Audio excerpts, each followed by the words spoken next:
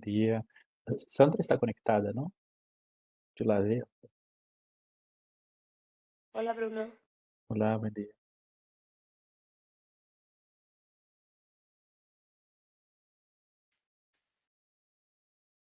buenas tardes con todas y todos y muchas gracias por conectarse a este webinar En Camino a Sevilla, la perspectiva local, consulta regional de América Latina y el Caribe para la cuarta conferencia sobre la financiación para el desarrollo. Desde la CEPAL reciban un cordial saludo. Vamos a dar inicio a esta jornada de discusión, esperando que pueda enriquecer el debate alrededor del tema de aumentar el flujo de financiamiento para el desarrollo local. Primero que nada, agradecer a todos los panelistas que van a participar y a los presentadores que nos van a estar contando sobre mecanismos que se están implementando en sus distintas ciudades. Y también alentar al público que esté conectado por el streaming de mandar sus preguntas en el YouTube, en la sección de los comentarios. Vamos a estar atentos a esa sección. Por cualquier consulta, duda, comentario que tengan, por favor pónganla en esos box de comentarios y los vamos a traspasar a los panelistas. Nuevamente, muchas gracias por conectarse y vamos a dar inicio. Este evento se realiza desde la CEPAL en conjunto con el secretariado del Local 2030. Vamos ahorita a escuchar unas palabras del señor Sebastián Bausel, que es el jefe del secretariado Local 2030 basado en Bilbao. Muchas gracias y adelante, Sebastián.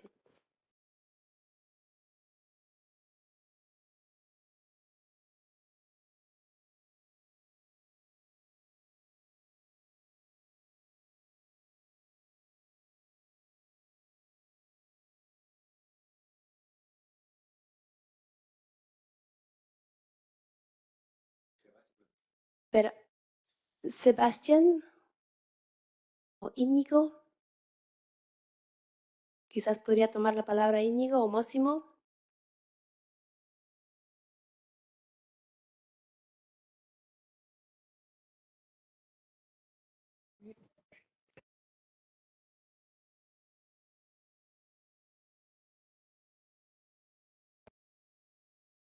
Buenas, los participantes están dirigiéndose al señor Íñigo. No sé si nos escucha. Pruebe el Escuchamos. audio.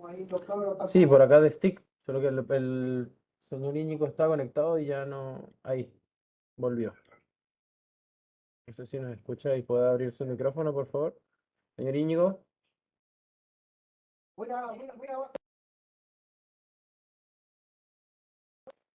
Creo que el señor Íñigo no tiene bien conectado el audio, por ende no nos escucha.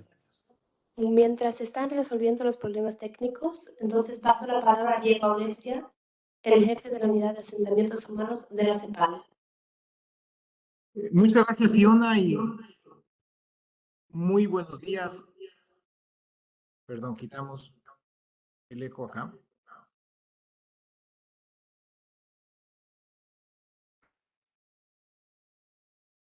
Ya, adelante, sí. Ya, perfecto. Bueno, muy buenos días, una cordial bienvenida a todos quienes nos acompañan. Muchísimas gracias a quienes van a ser parte de este doble panel y muchas gracias, por supuesto, y es un gusto compartir con los colegas de la coalición 2030 para que tiene como objetivo justamente, lo comentarán ellos ampliamente, poner en valor y privilegiar el análisis, la información, la atención sobre financiamiento local. Entonces, en ese sentido, vamos a tener una discusión, un intercambio muy rico el día de hoy. Nuestra intención es presentar diferentes elementos, diferentes perspectivas desde la región, desde América Latina y el Caribe. Entonces, en primer lugar, vamos a tener una discusión, más bien una presentación, diríamos, sobre diferentes estrategias que ya se están aplicando y que tienen como objetivo fortalecer ese financiamiento local. Aquella discusión va a ser precedida por una presentación de mi colega Bruno Lana, quien es oficial de Asuntos Económicos de la Unidad de Asentamientos Humanos de CEPAL, sobre ciertas consideraciones a nivel regional. Y yo quiero, y obviamente podría parecer ocioso a todos quienes nos escuchan, pero es importante reiterarlo, resaltar la importancia de la acción subnacional, la importancia del financiamiento de la inversión, sobre todo en adaptación al cambio climático, pero también, por supuesto, en lo que significa la mitigación, pero considerando la necesidad de avanzar hacia sociedades más inclusivas. CEPAL tiene una perspectiva claramente de disminuir las brechas que nos alejan de los estados o de situaciones superiores de desarrollo.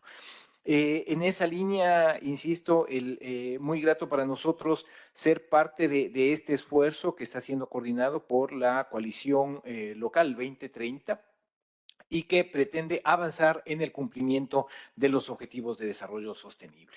En ese sentido, yo quisiera ceder la palabra a mis colegas de la coalición, de Local 2030 Coalition, como es el nombre que usualmente utilizamos en inglés. Está Íñigo Arbiol y también nos acompaña Sebastián Bosel, que parece que tiene algún problema técnico. Disculpas por estos problemas que hemos tenido inicialmente por algunas modificaciones o algunas adaptaciones técnicas de último momento. Entonces, yo quisiera pasar la palabra a Íñigo Arbiol, quien es director adjunto de la Secretaría de la Coalición Local 2030.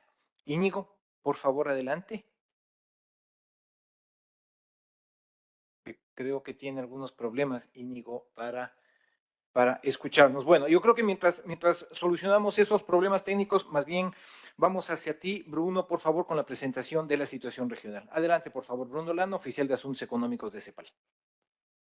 Hola, buenos días a todos. Voy a compartir la pantalla. Tengo aquí una muy breve presentación de algunos datos de informes recientes que tuvieron colaboración de la CEPAL sobre el tema de finanzas locales y ODS en la región para ser un punto de partida de las discusiones del día. Un dato que nos llamó la atención es que en los últimos tiempos, desde los años 80 para acá, hubo un aumento del rol de los gobiernos nacionales dentro de los gastos públicos totales de la región. Perdón. Como se ve en el gráfico de la derecha, la participación en el gasto público de los gobiernos subnacionales ha duplicado en las últimas décadas, reflejando una descentralización y un mayor protagonismo en la provisión de bienes y servicios públicos. Evidentemente, esta subida representa no solo más gastos, pero también que los gobiernos subnacionales cada vez más asumen responsabilidades, ¿no? Sin embargo, esa situación de los gastos, cuando se mira solamente el gasto, no refleja exactamente bien la autonomía que tienen los gobiernos en términos de financiamiento. Porque, como se ve ahí en el gráfico que se abre el dato de cuál es el origen de los recursos de los gobiernos subnacionales, se percibe que ingresos propios en general son la minoría. En el promedio de la región, ¿no? Con 16 países ahí para el año 2015 a 2019, aproximadamente 60%, 2/3 de los ingresos de los gobiernos subnacionales son, en verdad, transferencias de entes nacionales o superiores en el nivel jerárquico de cada país. Cuando abrimos eso aún más, no solo para gobiernos locales, bajando al nivel, digamos, más bajo de la administración pública, percibimos una situación aún más llamativa, impresionante, de menor autonomía financiera. En verdad, en la región, con datos un poco más actualizados de otro informe de la CEPAL hecho junto con la OCDE, en 2021 el promedio simple de participación de las administraciones locales en el ingreso tributario total de los países no alcanzaba 4%. Y además, para gobiernos locales no creció en los últimos 20, 25 años. Entonces tenemos un escenario de grandes responsabilidades, con baja autonomía financiera y una incapacidad de hacer planificación en largo plazo, sobre todo porque uno de los temas que aparece bastante es que sin tener capacidad de generación de recursos propios, tampoco un gobierno puede entrar al mercado de bonos o entrar al mercado financiero, tomar deuda, porque no demuestra una capacidad de pagar. Entonces, todo va mucho con el flujo de caja de cada año y la dependencia que mostramos en la pantalla anterior. Y de ahí llegamos al tema de los ODS, que este es un cuadro resumen de un reporte hecho por la CEPAL, lanzado recientemente, en este mes, de hecho, sobre el avance de la Agenda 2030 en la región. Nosotros sabemos que el tema urbano aparece en la gran mayoría de los ODS, de manera directa o indirecta, porque al final, en nuestra región sobre todo, es muy urbanizado, 82%, 85% de la población vive en ciudades, y es en las ciudades que están gran parte de los problemas y también, digamos, de la necesidad de inversión y las responsabilidades por hacer lograr los ODS. Y ahora, a 5 años de la meta, nosotros vemos ahí en ese cuadro que en verde están las que están en la dirección correcta y vamos a alcanzar, si seguimos la tendencia, en amarillo. Amarillo están las que están con la tendencia correcta, pero el avance es demasiado lento y no debemos llegar a 2030 con la meta cumplida. Y en rojo están todos los que, en verdad, estamos alejándonos de la meta. Y es una participación significativa, es como un tercio, ¿no?, de los indicadores. Y yo llamaría la atención que, aunque el componente urbano está en todo, hay un ODS un poco más directamente vinculado a las ciudades, el 11, donde la situación también es muy parecida, pero se destaca por la falta de datos. En verdad, ni siquiera podemos acompañar y seguir lo que está pasando a nivel local en términos de ODS. Y ahí, para cerrar esa corta presentación y animar la discusión, aquí hay un cuadro que teníamos preparado de tema de financiamiento climático específicamente, pero que vale para todo, que todo lo que vimos aquí, digamos, es la parte que está en la primera columna de las transferencias, subvenciones fiscales e ingresos propios, pero las ciudades tienen muchas otras fuentes de financiamiento que van a entrar en discusión aquí, las soluciones innovadoras aquí en este evento, ¿no? Tanto con deudas, préstamos, bonos, también los varios tipos de asociaciones públicas y privadas y muy claramente en el tema del financiamiento climático, los distintos fondos que han aparecido ahí para apoyo a gobiernos y a cual las ciudades muchas veces no acceden por falta de capacitación o por la falta de ingresos propios para poder acceder a fondos. Y con eso cerro aquí esa primera presentación. Muchas gracias.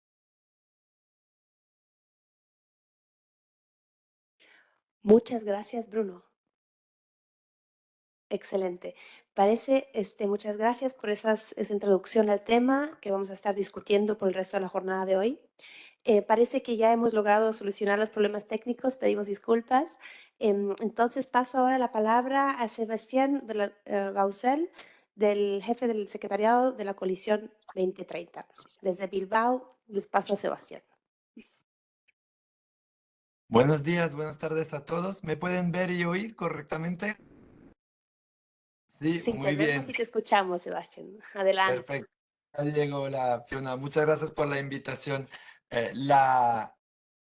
Yo creo que es un momento crucial, lo decía Diego y lo vemos también en la presentación de Bruno, porque ya Sevilla, la cumbre de financiación se acerca a grandes pasos, ya estamos a 2 meses y tenemos que asegurar que este sea realmente un momento crítico en la reforma de la arquitectura financiera internacional y en la aceleración del desarrollo sostenible en todas las partes en un escenario y en un contexto complejo de múltiples crisis, de puesta en duda también del mero concepto de desarrollo sostenible por algunas partes, y para demostrar entonces que no solo el desarrollo sostenible continúa siendo una agenda fundamental para prosperidad compartida, para derechos humanos, para dignidad y dignidad humana, pero también de que se puede acelerar de manera concreta y en el poco tiempo que queda el impacto de estas vidas humanas y sobre las desigualdades y sobre el cambio climático en todo el mundo. Yo creo que esto va a ser un momento crítico para Sevilla y en torno el taller que tienen ahora y la discusión que tienen ahora es también crítica para demostrar soluciones en este sentido, soluciones concretas. 5 años, a 5 años de 2030 ya no es tiempo de solo hablar ni de solo... perdón, no sé si mi video está funcionando correctamente o... Sí, ok, Sí, te vamos de perfecto. nuevo.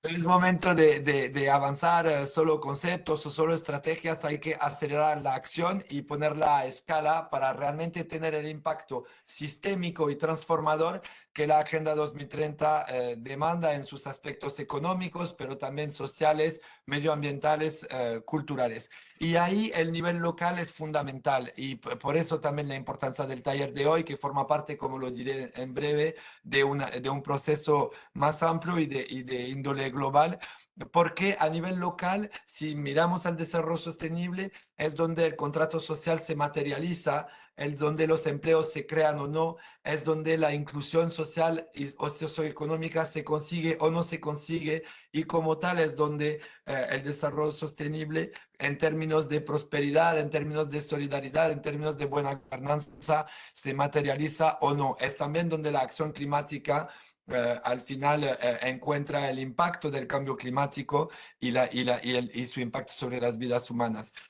Entonces, acción local fundamental, pero para ir más allá de discursos, más allá de políticas públicas, más allá de estrategias, hacerlas, transformarlas, traducirlas en acciones, se necesita financiación. Se necesita obviamente financiación pública a todos los niveles y ahí el interés por sistemas de fiscalidad multinivel o transferencias para gobiernos locales a menudo capaces de actuar al más cerca de las necesidades del territorio con un impacto directo y transformador en los sistemas locales, que sean de sistemas de desarrollo económico local, cadenas de valores, pero también sistemas de alimentarios, sistemas de salud, sistemas de educación, sistemas de manejo de agua, etcétera. Entonces, dar el poder a las autoridades locales, sean ciudades, sean regiones, de implementar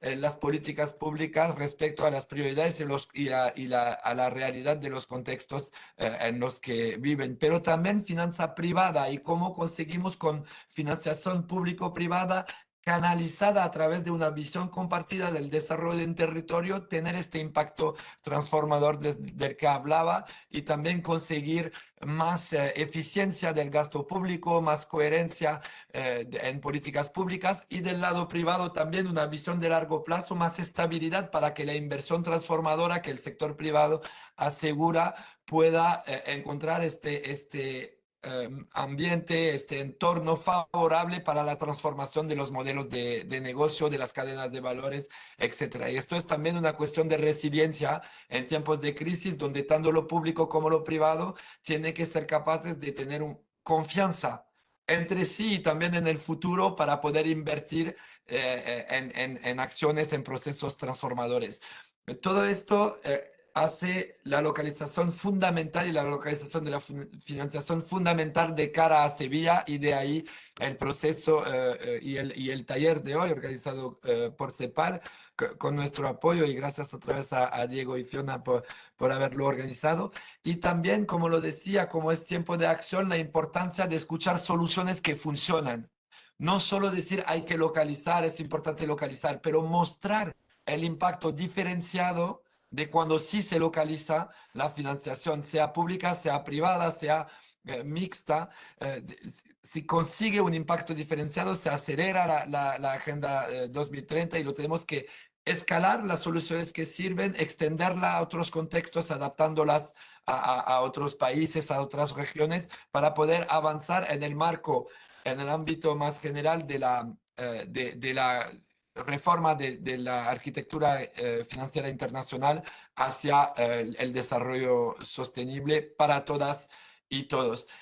Solo una palabra para terminar, que esto desde la coalición local 2030 es lo que anhelamos, es lo que intentamos facilitar. Las cosas, ven que los que organizan ahí son CEPAL, estamos haciendo otros con otras comisiones regionales, también con diferentes de nuestros miembros, de nuestros constituencies, que son los grupos a los servicios de los cuales trabajamos, porque como Local 2030 somos la plataforma del Sistema de Naciones Unidas para la localización de los ODS, incluso la agenda de Addis Abeba que va a ser discutida en Sevilla, o sea, la Agenda 2030 en su globalidad. Y hemos ido facilitando desde hace meses un proceso que se llama El Camino a Sevilla, la vía local, que es el título también del taller de hoy, que es compuesto de múltiples talleres como el que conocen hoy, de consultas para ver dónde existe impacto transformador de soluciones locales de financiación y cómo se puede promover y escalar, pero también con un impacto y un diálogo directo con el nivel intergubernamental a nivel de Nueva York y otros, con un papel de posicionamiento, un policy brief que hemos hecho hace meses, todas las agencias que participan en la coalición, que es el posicionamiento común de Naciones Unidas sobre la finanza local. Y en base a esto hemos hecho incidencia en los países, en los facilitadores de las PrepCom, en los momentos de los comités preparatorios para poder influir también sobre el documento estratégico de Sevilla y sobre su programa de implementación, para poder abrir una ventana de oportunidad para que las soluciones que van a compartir hoy después sean parte de la implementación del Acuerdo de Sevilla que viene. Paro aquí porque ya fue mucho y denso, pero muchas gracias otra vez y continúo a seguir el debate que estuve siguiendo desde el inicio. Muchas gracias, Fiona y Diego, y les devuelvo la palabra. Gracias a todas y todos. Muchas gracias, Sebastián. Entonces, con este contexto que nos han dado Bruno y Sebastián, pasamos ahora a un segmento donde vamos a escuchar de tres herramientas, tres mecanismos que ya han sido implementados de una forma exitosa como ejemplos de distintas herramientas que se pueden utilizar a nivel local para generar este flujo de financiamiento. La idea ahora es tener estos tres casos. Cada uno de los panelistas, por favor, les pido que no se pasen de los 10 minutos para poder seguir con esta agenda que es muy densa el día de hoy. Luego de los tres casos vamos a tener una pequeña sesión interactiva con el público para ver sus reacciones a estos mecanismos que van a ser presentados, y de ahí vamos a pasar a un panel más de discusión con personas de distintos países de la región que nos cuenten desde su perspectiva cómo va la cosa. Entonces, sin más, pasamos ahora a Julio César Fuente, que es un consultor independiente de economía urbana y financiamiento en el Instituto Lincoln de Políticas del Suelo, basado en Ciudad de México. Julio César nos va a hablar sobre un mecanismo bien interesante, que es un caso de financiamiento local ante desastres, que pues en nuestra región se viven a menudo. Así es de que frecuentemente. Así es de que, sin más, Julio César, te paso la palabra. Adelante. Muchas gracias, Fiona. Gracias también a la Unidad de Asentamientos Humanos de la CEPAL por la invitación. Buenas tardes a todas y todos. Voy a compartir pantalla. Fiona, ¿me ayudarías a confirmarme que se vea mi pantalla? Julio César, escuchamos muy bajito tu volumen. Si puedes hablar un poquito más fuerte, acercarte al micrófono, sería ideal. Gracias. Sí, de acuerdo. Ahí me puedes confirmar, Fiona, si se ve mi pantalla. Perfecto, gracias. Y mi audio también, ¿verdad? Perfecto. Pues voy a explicar un caso que en la actualidad se sigue implementando en la Ciudad de México. Dividí la presentación Julio en dos César, perdón, te partes. paro porque tu presentación estamos viendo en versión reducida y con tus notas. Entonces tienes que cambiar la configuración.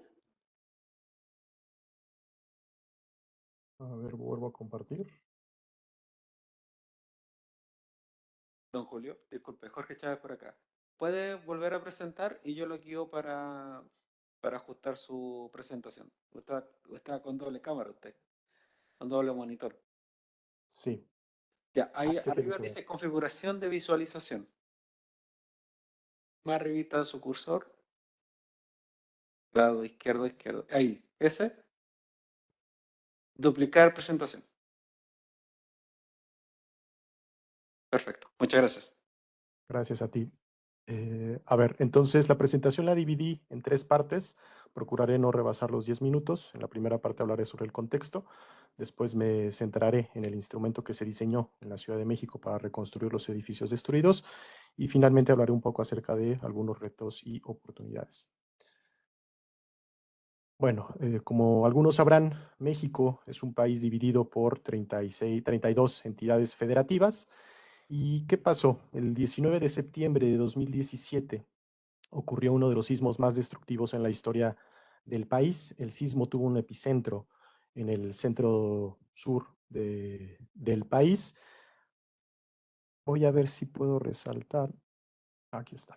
Aquí está. La ciudad más grande de la República Mexicana es la Ciudad de México y el epicentro se localizó a solo 120 kilómetros de esta ciudad. Entre los límites de los estados de Puebla y Morelos fue un sismo de 7.1 grados en la escala de Richter. De las 32 entidades federativas que tiene México, 9 tuvieron daños. 700 municipios de los casi 2.500 declararon una situación de desastre y fallecieron 369 personas. Dentro de los daños territoriales, la entidad federativa con un mayor daño si se contabiliza por la magnitud del daño económico y la cantidad de muertes, la Ciudad de México fue la entidad federativa más afectada. La Ciudad de México se divide por 16 demarcaciones territoriales y en todas las demarcaciones territoriales hubieron daños derivados del sismo del 19 de septiembre. Algunos números. Al término del año 2018, se sabía que había 26,000 inmuebles habitacionales afectados, únicamente habitacionales. Como ustedes saben, los desastres, cuando son por sismos, afectan también infraestructura pública, infraestructura privada, sistemas de drenaje de agua, puentes, carreteras. Solamente en términos habitacionales, 26,000 inmuebles resultaron dañados en la Ciudad de México.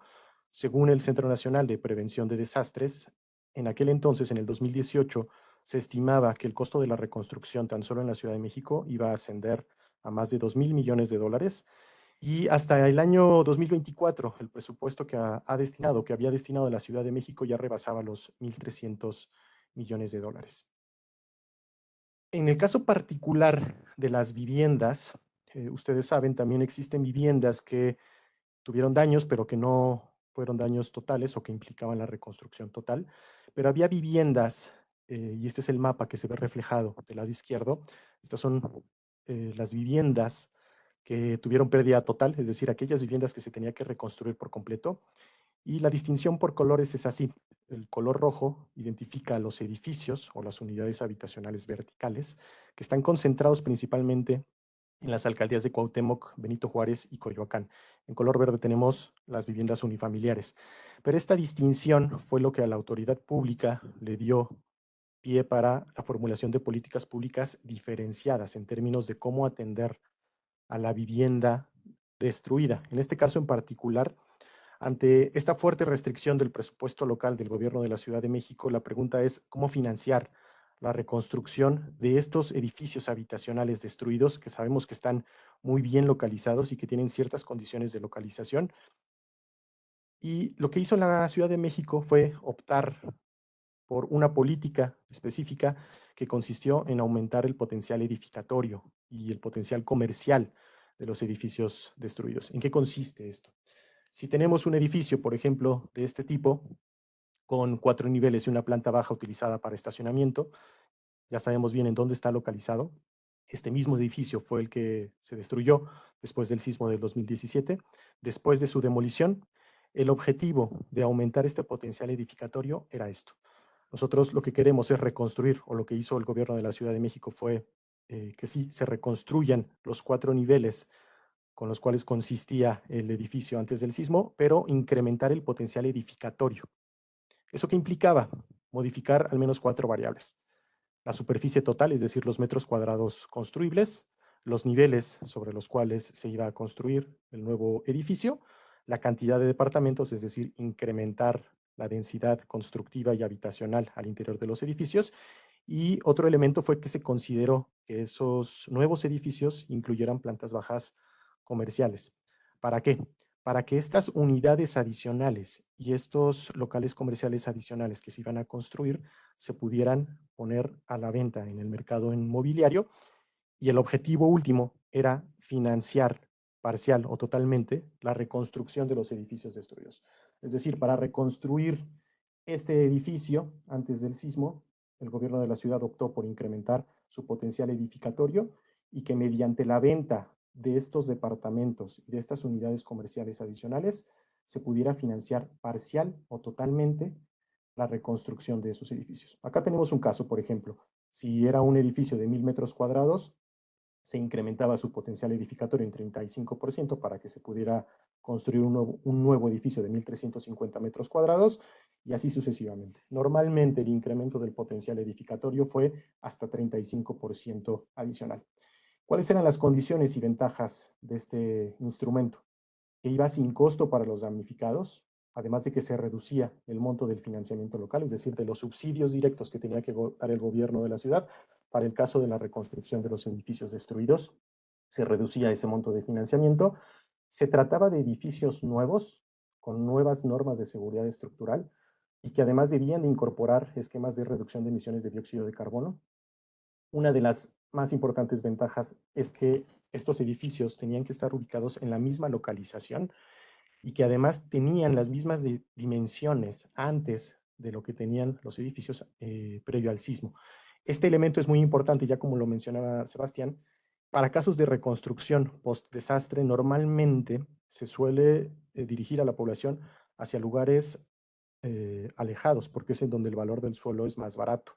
En este caso no, la reconstrucción de los edificios ocurría en su misma ubicación. Otra de las ventajas es que se podían reorganizar los espacios al interior de las viviendas y para esto participaban los damnificados en el diseño de los proyectos ejecutivos de reconstrucción. Y otra de las condiciones es que al menos se debía de respetar el mismo porcentaje de área libre al interior de las edificaciones.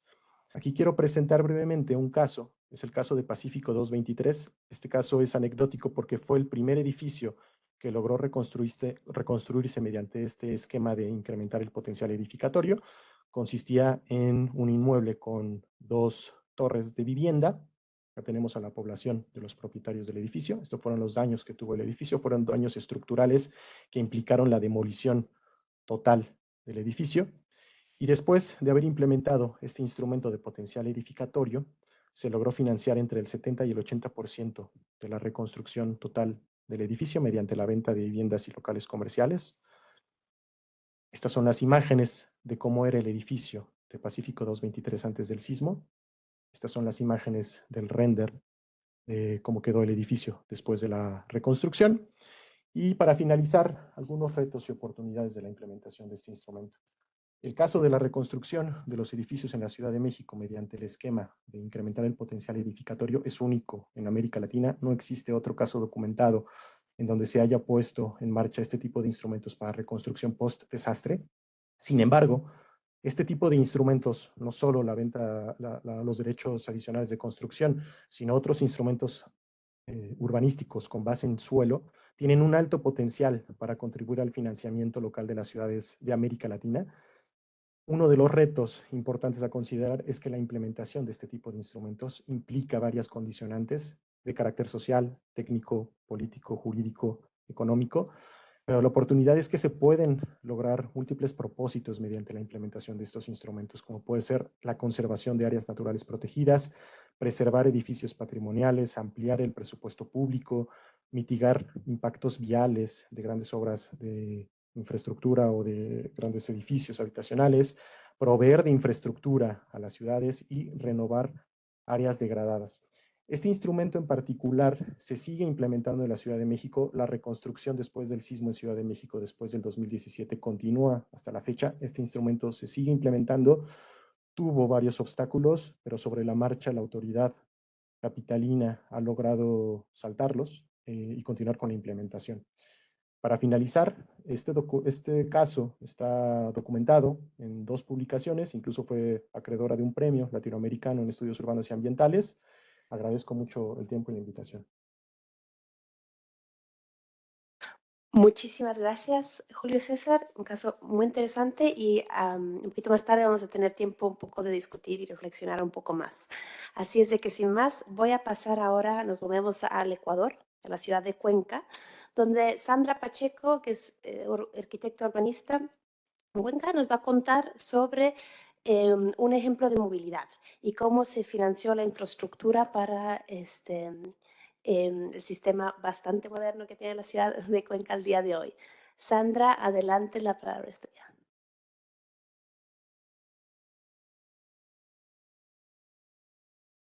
Sandra, vemos tu pantalla, pero no te escuchamos. Tienes que activar el micrófono. ¿Se me escucha? ¿Se me escucha tal vez ahí? Te escuchamos muy lejos. Casi no te escuchamos. ¿Se me escucha ahí tal vez? Ahí perfectamente. Muchas gracias.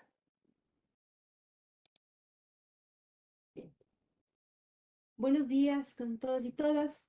Agradezco a CEPAL, a la División de Asentamientos Humanos, por la oportunidad de poder presentar el caso de Cuenca, Ecuador. Justamente temas de instrumentos de financiamiento de suelo, de financiamientos de infraestructura. Tenemos ahí algunos instrumentos locales que nos han servido justamente para estos temas, para poder financiar la infraestructura que tenemos en la ciudad de Cuenca.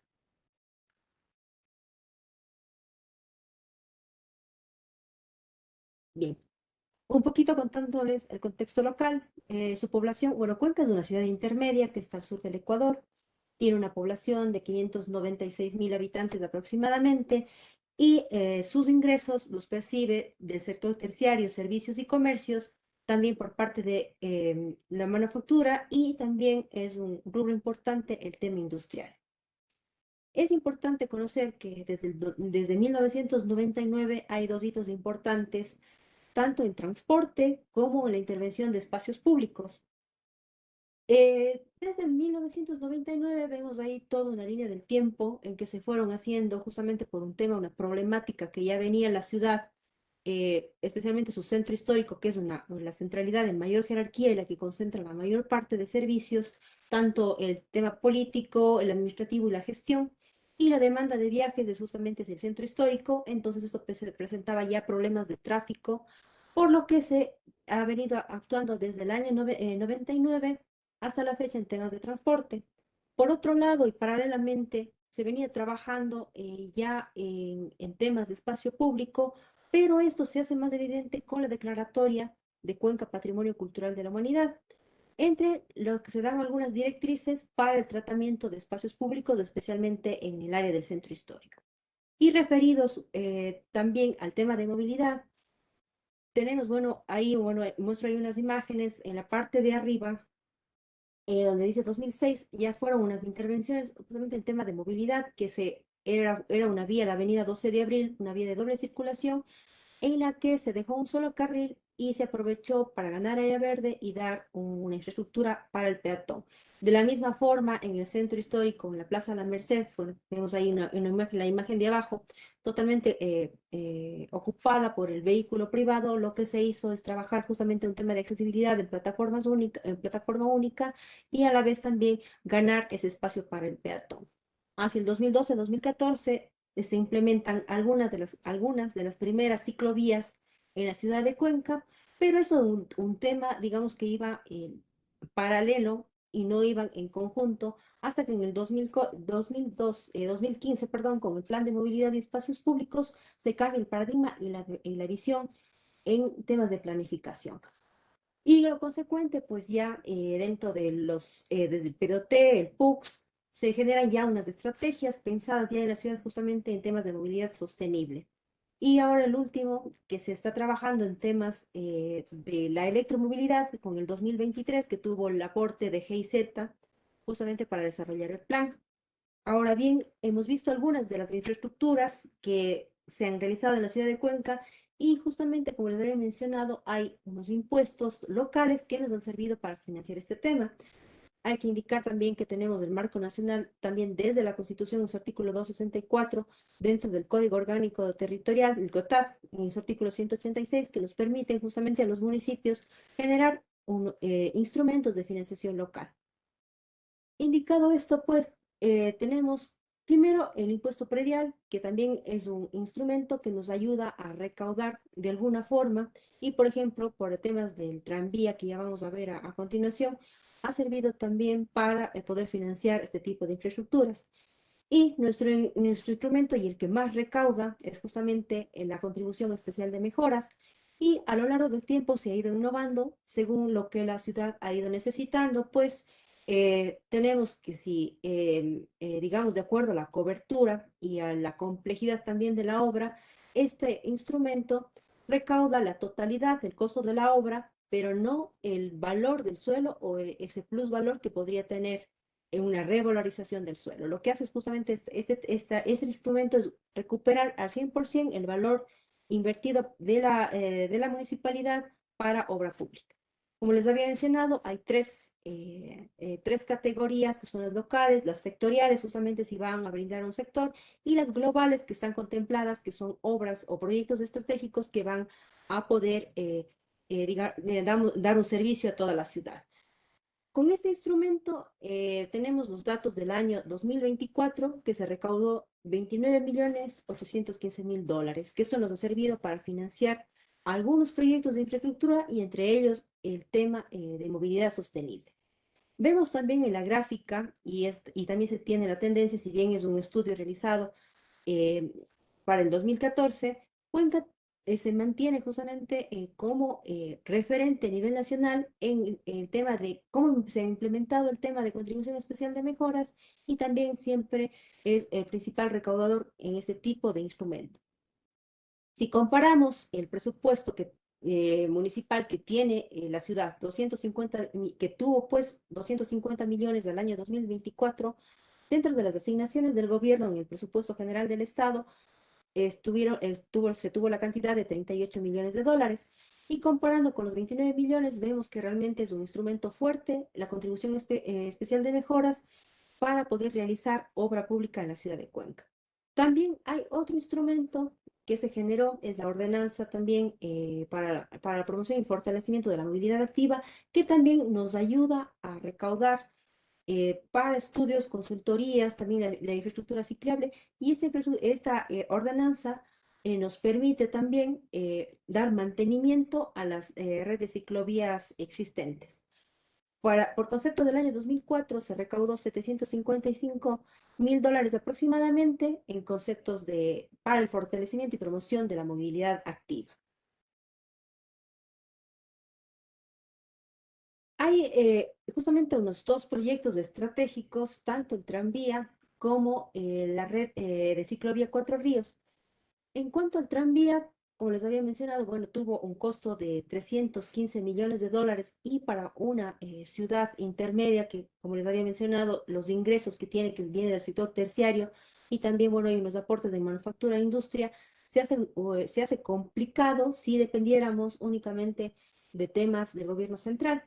Pero con estos instrumentos se ha podido lograr financiar la infraestructura, tanto el soporte físico para el eje troncal de transporte que es el tranvía, como para eh, solventar el costo de los vagones y el tema de operación.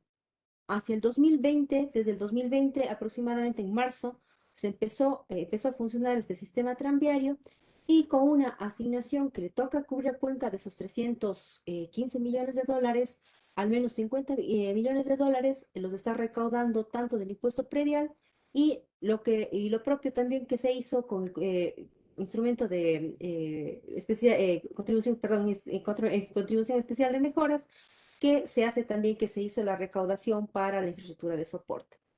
En cuanto a otro proyecto estratégico, la ciclovía Cuatro Ríos, que aproximadamente Cuenca tiene hasta el momento 60 kilómetros de ciclovía, de los cuales este proyecto cumplió o fue parte de esos 13.5 kilómetros de red y tuvo un costo aproximado de 8 millones de dólares. Para el año 2022, esta infraestructura fue totalmente solventada por la contribución especial de mejoras, justamente agregado al rubro que es las obras de beneficio general, que es justamente por un tema ya de ciudad. Y bien, si bien estos instrumentos nos han facilitado financiar la mayor parte de proyectos estratégicos en temas de infraestructura, también Cuenca va hacia, digamos, un punto más allá, justamente apuntarle ahora al tema de electromovilidad, por cuanto también hay una asignación y justamente también con multilaterales y bancos externos y el BEDE, esta vez fue con la KfW, que se está pensando justamente reforzar el tema de movilidad y tratar el centro histórico como una zona libre de emisiones de gases GI. Al momento, este proyecto están ya 3 consultorías para el tema de transporte, el tema de ampliación de la red bici y otros temas asociados a la temática ya están dentro de están haciéndose ya los estudios. Se prevé que para el 2026 se empiece ya con los trabajos justamente de implementación de estos temas de electromovilidad. En el caso de Cuenca, justamente ha sido el instrumento de contribución especial de mejoras el que mejor nos ha ido y es por eso también un referente a nivel de país que nos ha permitido construir ciudad y justamente poder solventar y financiar todo el tema de infraestructura para la ciudad de Cuenca. Eso es un poco lo que les puedo compartir dentro de estas experiencias exitosas que se ha tenido dentro de la ciudad de Cuenca y también del Ecuador. Gracias.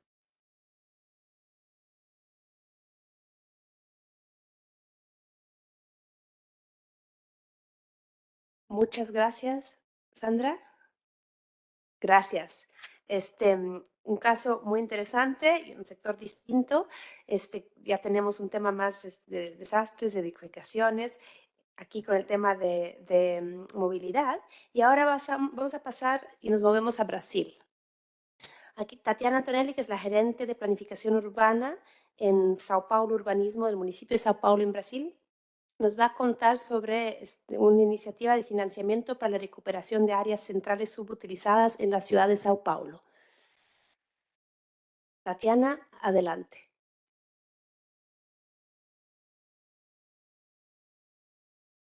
Perfecto, vemos su pantalla, pero no escuchamos la voz.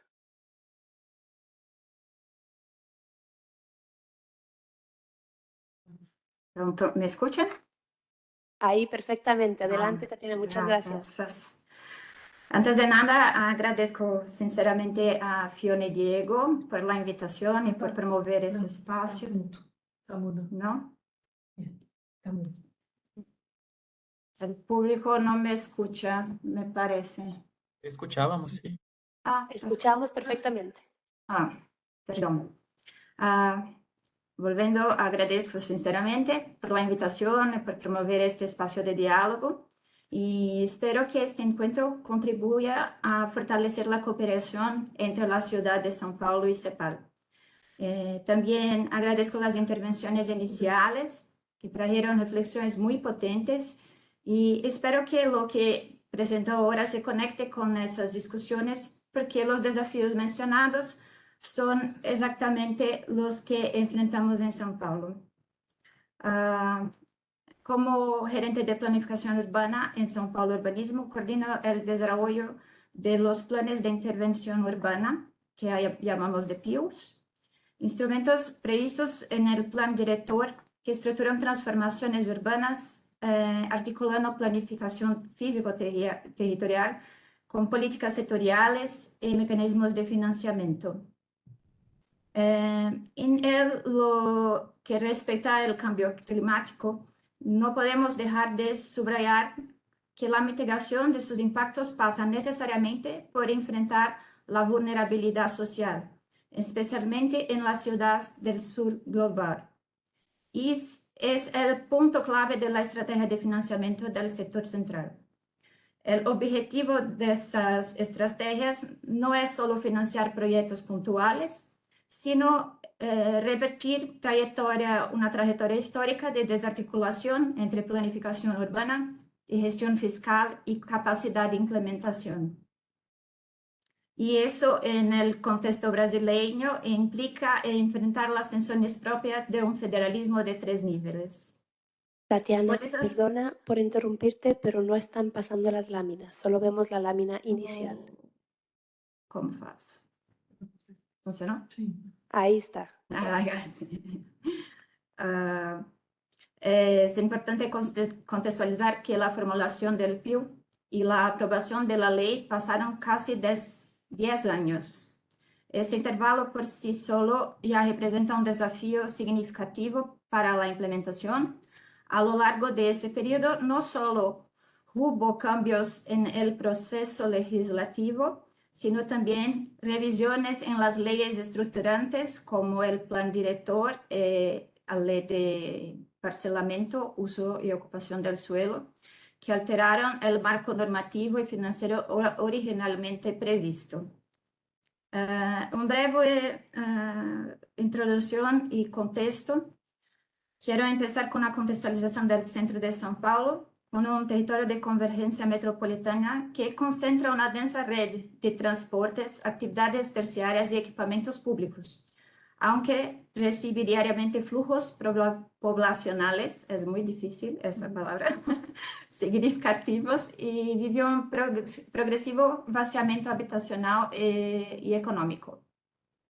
Las décadas trajeron más desafíos, como ocupaciones informales, edificios vacíos y deterioro urbano, o que motivó la Operación Urbana Centro en los años 90, que buscó atraer capital privado y rehabilitar patrimonio, y estimular usos residenciales. Sin embargo, sus resultados fueron limitados debido a fragmentación normativa y ausencia de un proyecto estructurador claro. El desafío actual tras la necesidad de un nuevo modelo. El centro posee alta capacidad recaudatoria, generando alrededor de 5 millones anuales en tributos municipales, pero enfrenta barreras institucionales y urbanísticas que dificultan su transformación. Por eso, la revisión propuesta pelo PIU Sector Central busca incrementar la densidad poblacional, reactivar inmuebles vacíos, integrar políticas habitacionales, fiscales y urbanísticas mediante instrumentos financieros. El gran problema de nuestras políticas públicas de área central, la ciudad cuenta con más de 30.000 personas viviendo en las calles, de las cuales 40% concéntranse en el barrio da Sé, que es donde estamos hablando. Hay muy vacancia habitacional y déficit de permanencia y grandes disparidades territoriales, além de sobreaprovechamiento y baja densidad constructiva en los centros. De esta forma, el centro de São Paulo, aún con baja población y alto grado de vulnerabilidad social, representa una potencia recaudatoria para el municipio, trayendo condiciones para una articulación mejor entre urbanización y financiamiento.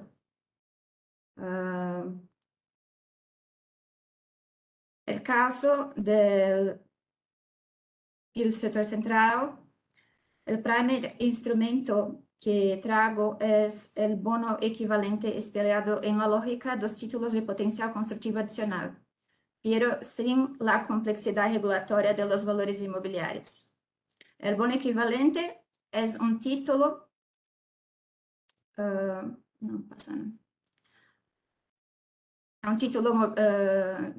de potencial constructivo adicional, pero sin la complejidad regulatoria de los valores mobiliarios. El bono es un título urbanístico que concede potencial constructivo adicional a los proyectos que promueven objetivos de interés público, como la rehabilitación edilicia, la producción de vivienda social y la restauración del patrimonio. Está limitado a un stock de 540.000 metros cuadrados, lo que introduce escasez y valorización transferible entre privados, generando un mercado urbanístico territorializado. No se vende, sino que se concede como contrapartida por inversiones que generan beneficios colectivos.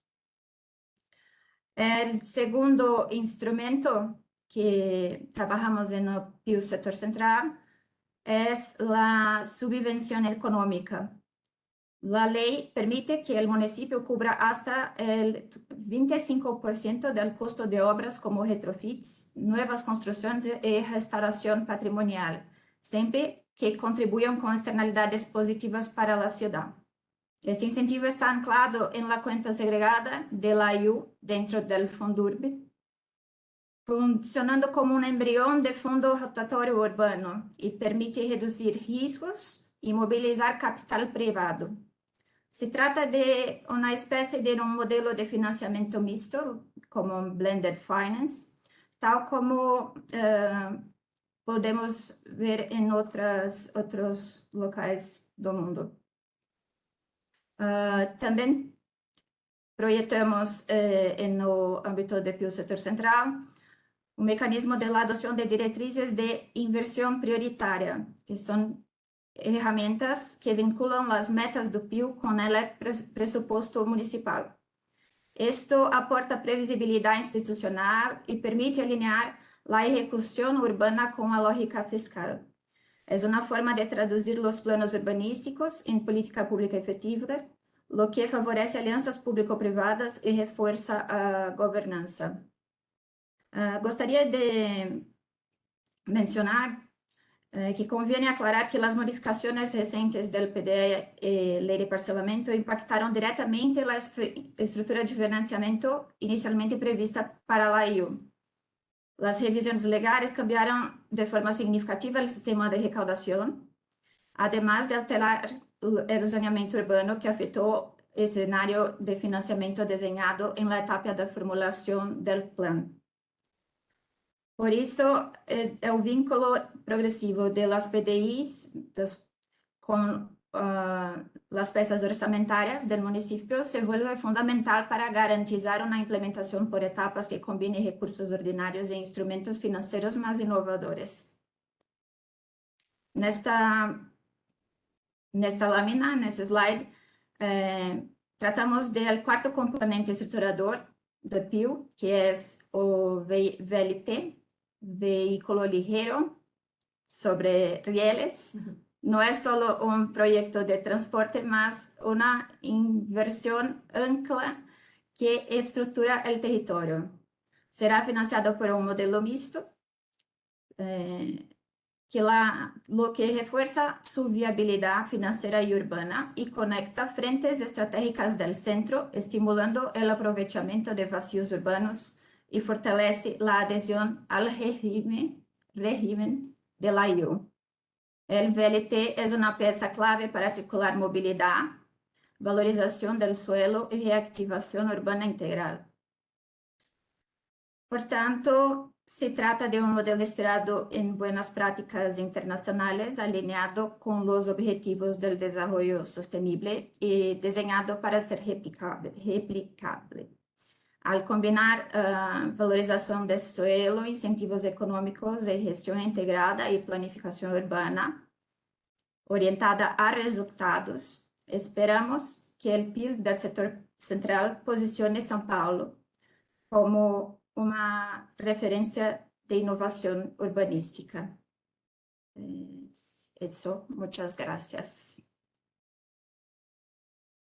Muchísimas gracias, Tatiana, por este caso tan interesante. A todos los que nos están siguiendo, les recuerdo que si están en la página de CEPAL en el live, si se van al enlace del YouTube, van a poder enviar comentarios y preguntas con respecto a lo que se está debatiendo aquí.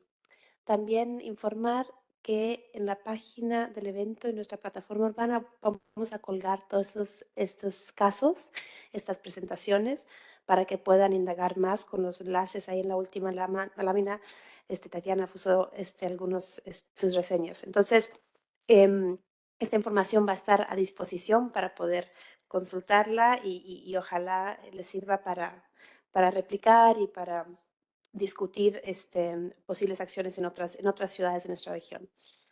Ahora lo que vamos a hacer es pasar a un pequeño ejercicio participativo. Entonces le voy a pedir por favor a todo el público que está conectado que abra sus computadores o sus teléfonos y vamos a entrar al Mentimeter. Ahorita compartimos la pantalla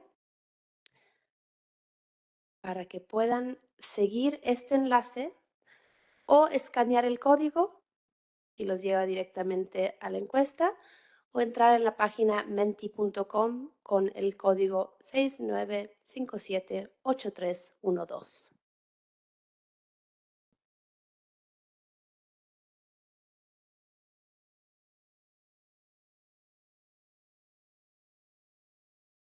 Perfecto. Entonces vamos a pasar a la primera pregunta.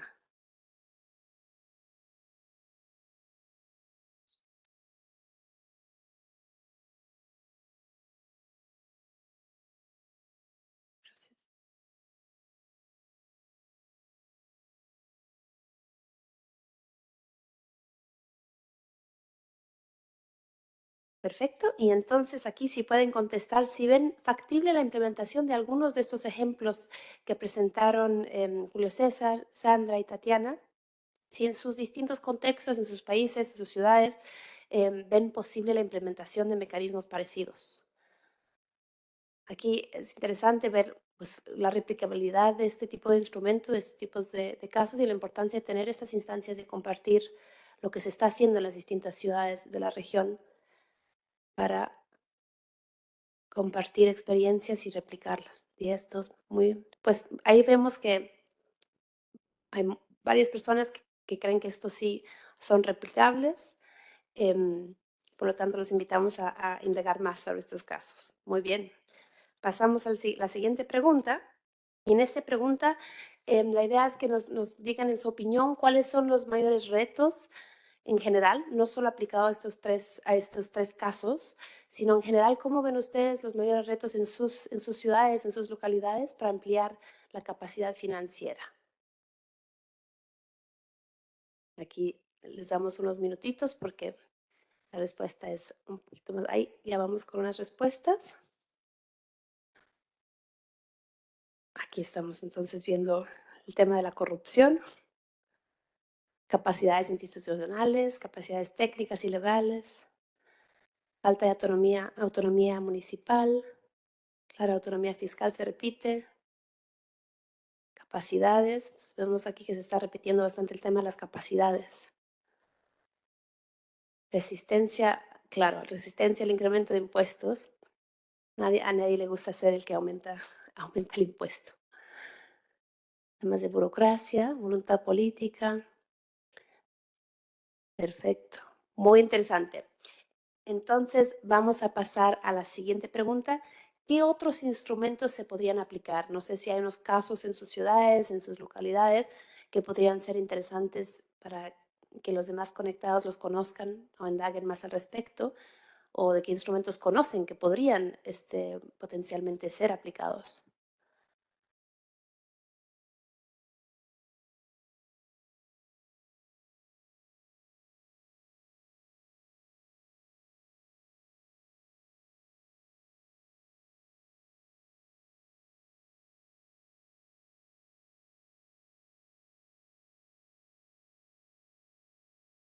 Tasa sobre combustibles, captura de valor del suelo, reajuste de suelo. Claro, entonces ahí estamos viendo bastante el tema de captura de valor. Tasas ambientales, también interesantes. Financiamiento internacional. Excelente. Contribución de mejores, perfecto. Esos resultados también los vamos a postear en la página del evento para que los puedan ver. Así es de que si quieren seguir, mantenemos el Mentimeter abierto para que puedan seguir mandando sus respuestas y los colgaremos en la página. Pero para poder seguir avanzando con esta agenda, entonces vamos a pasar al segmento ahora de una discusión abierta entre varios panelistas de la región. Tenemos aquí panelistas tanto de la región del Caribe, distintas partes de Sudamérica, para hablar de distintas perspectivas y sus distintos rubros sobre este tema de aumentar el flujo financiero hacia el desarrollo económico local. Voy a pasar la palabra ahora entonces a Diego Aulestia, quien es el jefe de la Unidad de Asentamientos Humanos aquí en la CEPAL, que va a moderar este panel. Adelante, Diego. Muchas gracias, Fiona, y nuevamente un saludo a todos quienes nos escuchan y nos están mirando. A ver, yo creo que esta primera sesión, la sesión anterior fue muy interesante. Muchísimas gracias a los tres expositores. Muchas gracias a Tatiana, inclusive, por hacer el esfuerzo de hablar en español, que siempre es un reto. Y, por supuesto, también a Sandra y Julio César. Yo creo que los tres casos fueron extraordinariamente interesante. La verdad, nos interesa inclusive no solo que esto quede en la grabación, sino también potenciar esa posibilidad de movilización de valor. Ahora, esa posibilidad de movilización de valor, de incrementar la posibilidad de acceder a recursos que siempre serán necesarios. Ya Bruno nos hacía la reflexión que la cuarta parte de las inversiones totales que se hacen se canalizan a través de los gobiernos locales. Entonces, muchas veces aquello no es visible, aquello no es tan evidente a pesar de ser una realidad incontrastable. Entonces, lo que hemos organizado para esta siguiente sesión es desde diferentes puntos de vista, desde diferentes espacios, cómo se mira esta realidad desde los sectores de la sociedad civil, desde la academia, desde organizaciones gremiales de gobiernos locales, desde ministerios de economía y por supuesto también desde espacios en los cuales se agrupa el apoyo. Generalmente la rama de la arquitectura o la profesión de la arquitectura está muy cercana a la planificación urbana y por lo tanto nos puede comentar al respecto. Entonces, la pregunta que tenemos acá para los siguientes participantes, para Lautaro Lorenzo, quien es el secretario ejecutivo de Mercociudades, para Vanessa Pinto, quien es la coordinadora de proyectos de la Fundación Somos Ecuador, Fabiana Goyeneche, ella es la directora de Relaciones Internacionales y Cooperación de la Intendencia de Montevideo, y para Luis Ramón Valdés Cabrera, quien es el director de Ordenamiento Territorial del Ministerio de Economía, Planificación y Desarrollo de la República Dominicana. Entonces, en este mismo orden en el cual yo he comentado, y perdón, obviamente siempre a uno se le escapa, y no mencioné a Marisol Rojas, quien es directora de la Asociación de Oficinas de Arquitectos de Chile. Entonces, en ese orden, Lautaro, Vanessa, Fabiana, Marisol y Luis Ramón, por favor, si nos pueden abordar desde su perspectiva, ¿cuáles son los elementos claves y los retos para lograr un mayor flujo de recursos que se destinen hacia el desarrollo local? Por favor, 5 minutos. Adelante, Lautaro. Hola, ¿qué tal? Tardes o noches a todos y Te todas. escuchamos bien. Adelante. ¿Me escuchan bien ahí? ¿Me escuchan mejor? A ver. Hola. Te escuchamos el saludo y luego bajó el volumen. Ah, perfecto. Ahí se escucha. Si puedes hablar un poco más alto, por favor, o acercarte más al micrófono, tal vez, porque el sonido está un tanto bajo. Listo, ahí no hay problema. ¿Ahí mejor? Dale, adelante. Listo.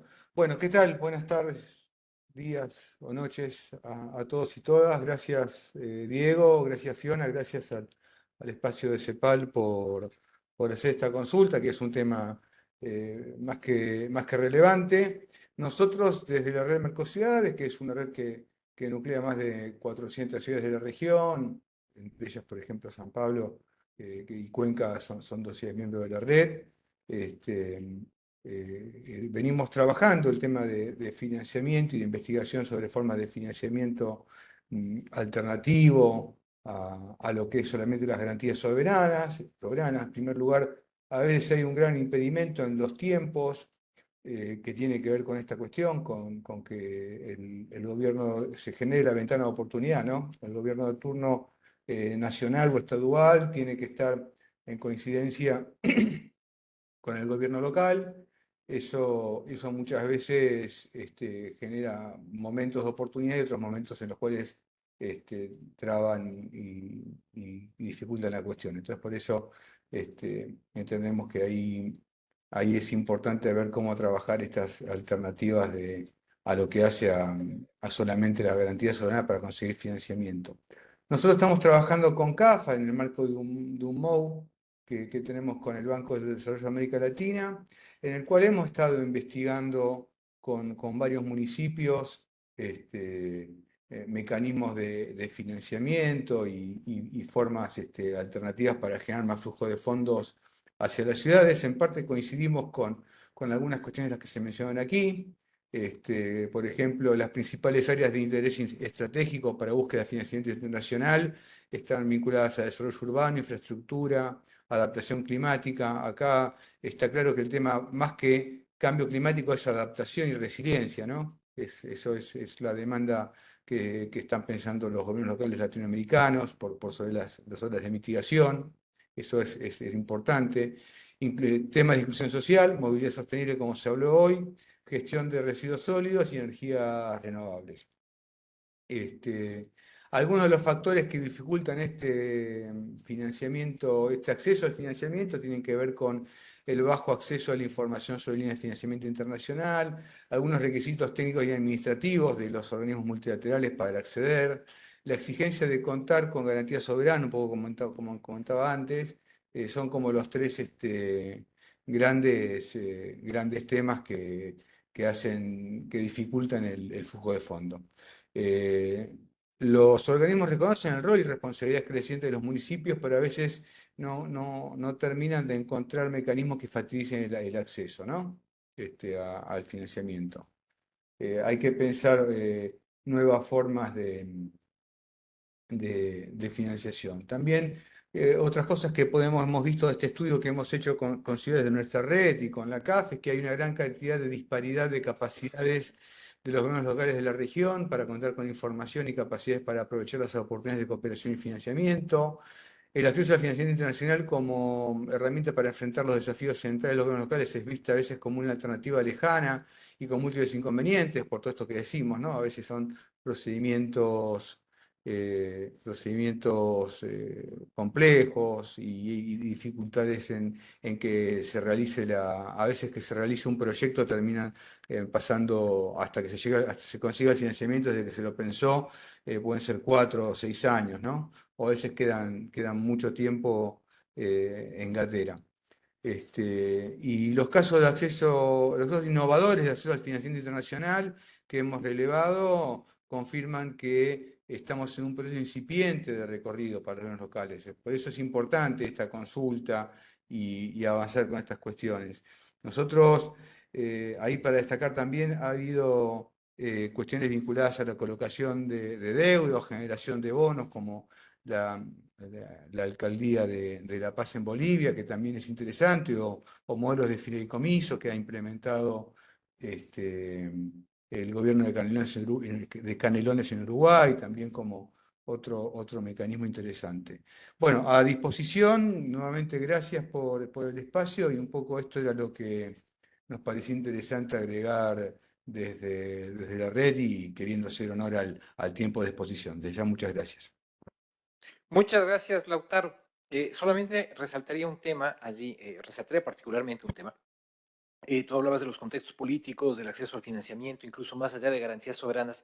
Y un tema en el cual nosotros solemos reiterar en CEPAL es que más allá del acceso a fuentes de financiamiento reembolsables, incluso Bruno colocaba allí un gráfico en el cual se hacía la división entre fuentes reembolsables o recursos reembolsables y no reembolsables, pero cuando hablamos de crédito internacional hay que estar muy presentes, y a pesar de lo que parecería evidente, muchas veces no se lo considera, que se necesita generar un flujo de recursos para cubrir ese repago de deuda, efectivamente. Incluso contigo lo hemos conversado en algunas ocasiones. Y ese origen de los recursos, ¿sí?, que permite acceder a un financiamiento de largo plazo que tiene que ser repagado, justamente va en relación a la primera parte del segmento de este conversatorio, y por supuesto todo lo que hicimos en las preguntas que hicimos en el Mentimeter, que hay diferentes opciones. Entonces, yo doy la palabra ahora a Vanessa Pinto de la Fundación Somos Ecuador. Adelante, Vanessa. Bueno, buenas tardes con todos, con todas. Muchísimas gracias por la invitación. Bueno, creo que yo voy a recalcar algunos puntos que ya se expresaron en el Mentimeter. Entonces, bueno, me alegra estar también muy alineada también con el público. Quiero decirles que sin duda, ¿no?, la cercanía de los gobiernos subnacionales, esto ya lo hemos dicho, con la población, permite tener una mayor sintonía con las necesidades locales y generar soluciones más eficientes y procesos más participativos. Y esa misma cercanía también permite generar un mayor control social de las intervenciones, ¿no? Sin embargo, existen muchos retos en torno a mejorar el flujo de recursos hacia el desarrollo local, y esto que quiero compartir con ustedes también proviene de nuestra experiencia de trabajo con los gobiernos subnacionales, ¿no? Entonces, bueno, primero a nivel institucional, es evidente que cuando hablamos de gobiernos subnacionales no se puede generalizar. Las inequidades territoriales se reflejan en una amplia diversidad de debilidades institucionales y deficiencias estructurales. Y lastimosamente no es lo mismo hablar del municipio de una ciudad de capital o de una ciudad intermedia que de una ciudad de menor escala. Y las necesidades y capacidades institucionales son diferentes y es necesario fortalecer a todos para que todos sean capaces de manejar de manera eficiente y transparente sus finanzas, ¿no? Estas capacidades institucionales son las que van a permitir a los gobiernos subnacionales, en primera instancia, aplicar las herramientas existentes, pero luego también innovar en cuanto a las herramientas de captación de recursos y sobre todo mejorar la eficiencia de su gasto. Por otro lado, creo que uno de los retos fundamentales está a nivel político, porque es evidente que en ocasiones los gobiernos subnacionales pueden estar presos de ciertos poderes a nivel local y sin una institucionalidad robusta queda mucho espacio para la discrecionalidad. Y en este contexto, el cobro de tributos puede ser conflictivo, como se señalaba ya, para las autoridades que quieren conservar su popularidad. Esto hace que algunos gobiernos subnacionales vivan casi en su totalidad de los recursos que reciben del Estado central y que en muchos casos destinen gran parte de sus presupuestos al pago de sueldos, creando una fuerte carga administrativa a través de la cual se pagan en ocasiones favores políticos y no aportan una adecuada gestión. Entonces, considero que es necesario, claro, fortalecer la institucionalidad de los gobiernos subnacionales, entendiendo que existen diversas escalas, capacidades y que no es posible generalizar. Sin embargo, sabemos que las autoridades vienen y van, y quienes permanecen, quienes son los gestores de los procesos sociales, es la ciudadanía. Y a veces estos procesos se dan con apoyo político y a veces sin él. Entonces, es fundamental también pensar en el fortalecimiento de la sociedad civil para garantizar la transparencia y eficacia del uso de recursos y para mejorar el flujo de recursos hacia el desarrollo local sobre la base de acuerdos sociales. Entonces, creo que otro punto también que se destacaba y que es fundamental pensar es en la gobernanza, ¿no?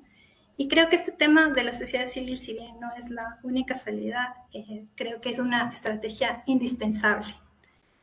Es necesario generar condiciones básicas para que los actores sociales puedan organizarse y participar efectivamente en los procesos de toma de decisiones.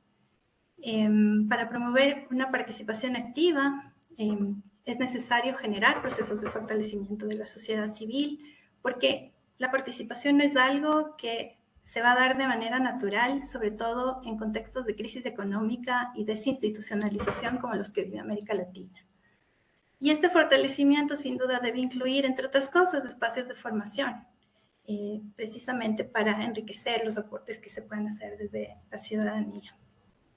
Además, considero que es indispensable fortalecer espacios de seguimiento a los acuerdos alcanzados, porque la política que se implementa y los presupuestos que se ejecutan no necesariamente responden a metas comunes como los ODS. Y los cambios de autoridades impactan muy profundamente en la dirección que adoptan las instituciones públicas. Además, hay que considerar que algunas autoridades prestan más atención que otras a los acuerdos, ¿no?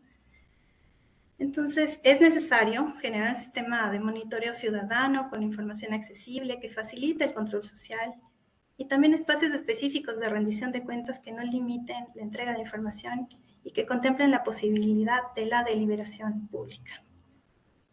Para esto también es indispensable fortalecer la capacidad de diálogo de todos los sectores, públicos, privados, sociales, con el objetivo de que los espacios de rendición de cuentas tengan los resultados esperados y no se conviertan en espacios de disputa nada más.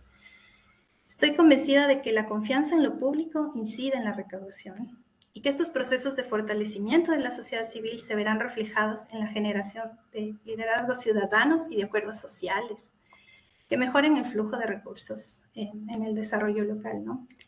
Tanto pensando en la recaudación como en el gasto. Si bien considero que es fundamental pensar en herramientas, en esta innovación, en las herramientas de recaudación, también es indispensable pensar en una innovación social que cree un marco adecuado para la implementación de todas estas herramientas. Muchas gracias. Muchísimas gracias, Vanessa, y sobre todo por incorporar no solamente la importancia, no únicamente del qué hacer, sino del cómo hacer y cómo implementar. Ciertamente la variedad, ciertamente la importancia del control social, del monitoreo, las características particulares de lo que significan los gobiernos locales, los gobiernos subnacionales en nuestra región, en la cual tenemos 16.000, 17.000 gobiernos locales, municipales, intendencias, etcétera, que son claramente diferentes entre ellos y dependiendo también de los arreglos institucionales en cada país. Y esa variedad, inclusive, puede ser directamente abordada a partir de este punto de vista, en este caso de Montevideo. Entonces, Fabiana, por favor, adelante.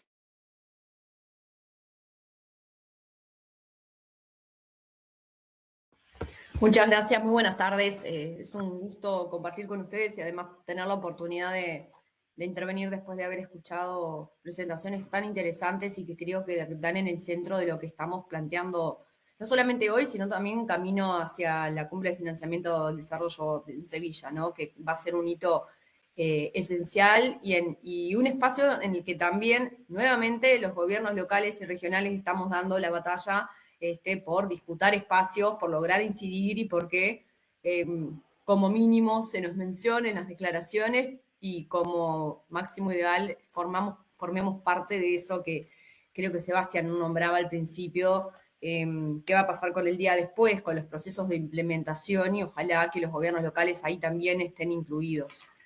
Creo que de los ejemplos que vimos, tanto Cuenca como Ciudad de México como San Pablo, lo que han dejado en evidencia es de que caminos innovadores para encontrar soluciones existen, ¿no? Hay muchas ciudades mostrando fortaleza en la innovación y en cómo explorar nuevas formas de financiamiento. Hay organismos multilaterales, bancos de desarrollo, incluso gobiernos nacionales que están impulsando a que esto avance, pero sobre todas las cosas todavía hay muchísimo por hacer. Y creo que de todo lo que compartimos quedaron claras varias debilidades, si se quiere, que se comparten en las ciudades, no solamente de nuestra región, sino que a nivel de todo el mundo, en las distintas regiones, cuando hablamos en torno a este tema, hay cosas que se repiten, pero entonces seguramente el camino común, la solución, o por lo menos las nuevas herramientas también puedan beneficiar a ciudades de todo el mundo y de todas las regiones.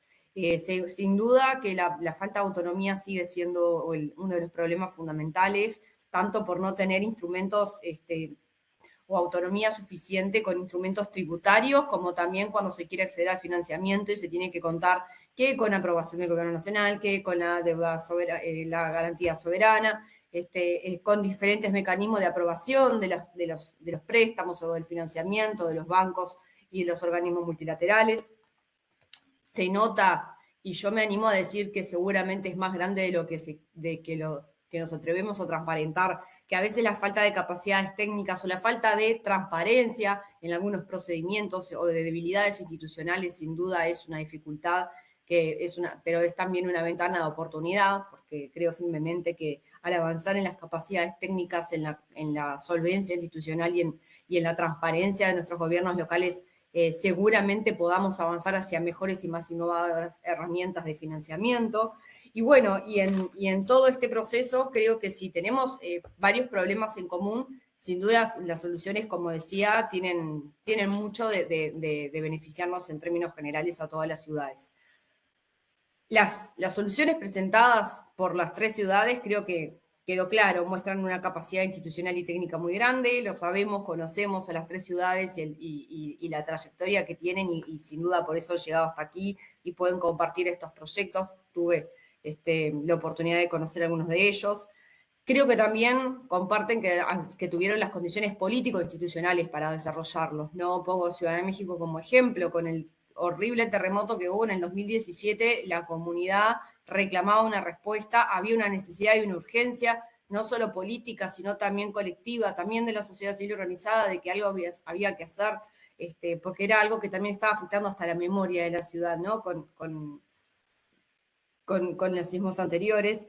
Y también mostraron, y creo que esto es sumamente importante, alianzas estratégicas muy fuertes, y ahí hay muchísimo más por explorar, con los bancos de desarrollo, alianzas público-privadas, también cuál es el rol, me parece sumamente interesante lo que se planteaba recién, el rol de la gobernanza y entonces también de las grandes organizaciones filantrópicas que a veces terminan financiando políticas públicas y tenemos que preguntarnos si en el financiamiento del desarrollo de aquí en adelante tiene que ir por ahí el acceso y el financiamiento de los gobiernos locales, o no tenemos que ser realmente impulsores de un financiamiento público, de las políticas públicas, o si no, preguntarnos cómo hacemos para que esta alianza público-privada sea cada vez más transparente, más sólida, más eficiente, pero sobre todas las cosas más democrática. Y cuando hablamos de democrática, creo que ahí es fundamental, y por eso sé que estoy sobre el tiempo, no me quiero extender mucho más, pero quiero hacer un énfasis importante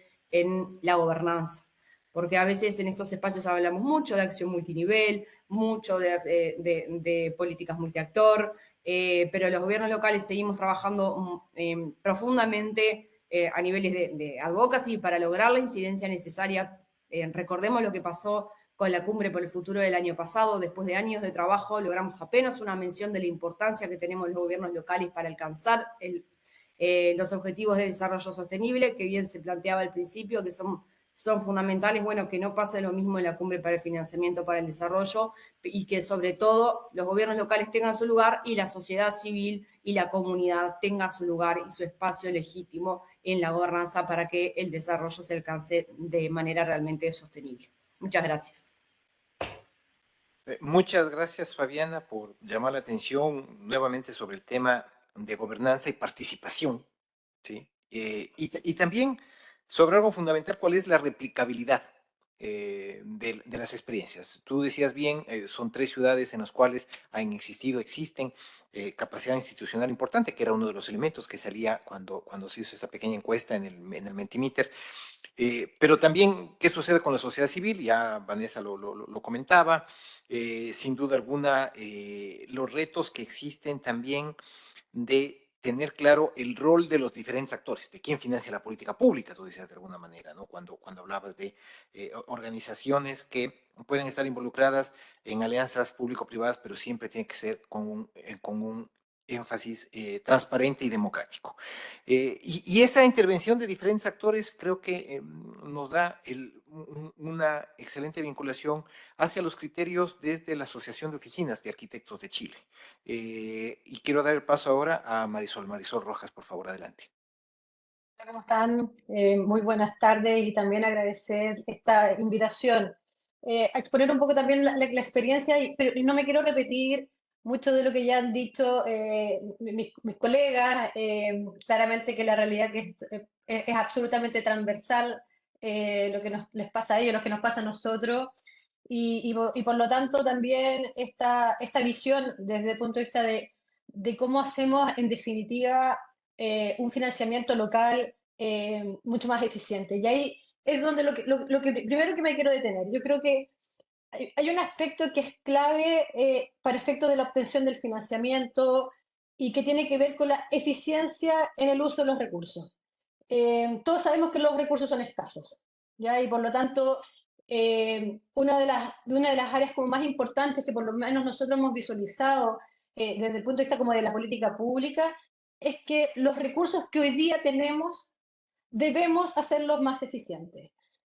Bueno, Chile está pasando por un proceso de bastante estancamiento, digamos, en términos de inversión, y lamentablemente los próximos años no van a ser años tal vez de muchos recursos fiscales. Por lo tanto, lo que se tiene que hacer es hacer más eficientes los recursos. Y ahí algo que comenta Vanessa, comenta Fabiana también, es que para poder hacer más eficientes los recursos, deben, por lo tanto, focalizarse en la escala apropiada, ¿ya? Y de esa manera tener que evitar la burocracia. Uno de los aspectos fundamentales en estos temas de cuáles son estos elementos claves que de alguna manera impiden una eficiencia en los recursos es el exceso de burocracia, porque pasa en definitiva de que no están llegando los recursos en las escalas apropiadas.